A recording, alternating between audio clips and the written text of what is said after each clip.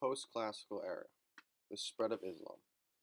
By the 16th century, Turkish warriors had transformed the major Islamic areas of the world into vast regional empires. The spread of Islam during the post-classical era can be contributed to the following: the Ottomans, the Safavids, and the Songhai. The Ottomans took over the Byzantine Empire and spread Islam throughout their many holy wars in Europe and transformed a Catholic empire into an Islamic stronghold. The Safavids offered Shia version of Islam as the official religion of the State of Islam in Persia, which is in modern-day Iran. This came to define the unique identity of Persian culture and caused a sharp divide with the Sunni version of Islam. The Songhai in Africa offered Islam to the masses where it was widely accepted. The message of Islam found fertile ground among the populations of North Africa, and conversions took place rapidly within certain political unity provided by the Abbasids. The Mongols.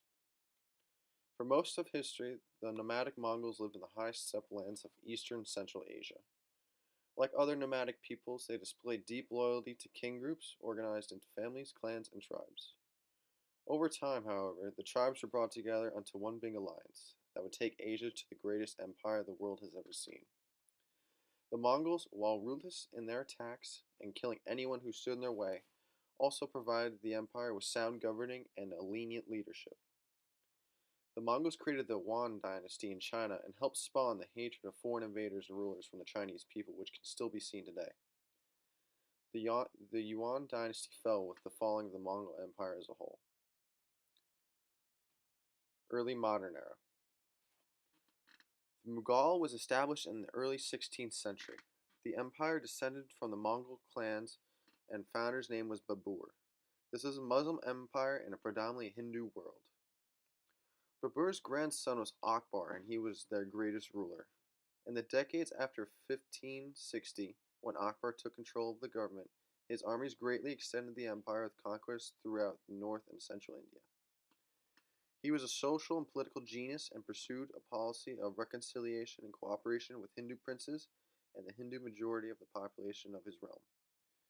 He encouraged intermarriage between Mughal and Hindu rulers. He abolished the jizya, which was a tax on non-Muslim subjects, and he was very tolerant and tried to end sectarian division between Hindus and Muslims. The last ruler, Aurangzeb, can be contrasted with Akbar. He was their last ruler, and he was basically the complete opposite of Akbar. He was very intolerant of non-Muslims and tried to Islamify India, which was a really bad idea and eventually led to British rule in India. After the Mughal Empire, the British Company took over India. The British East India Trading Company took over a majority of ports around the world and seized their opportunity in India.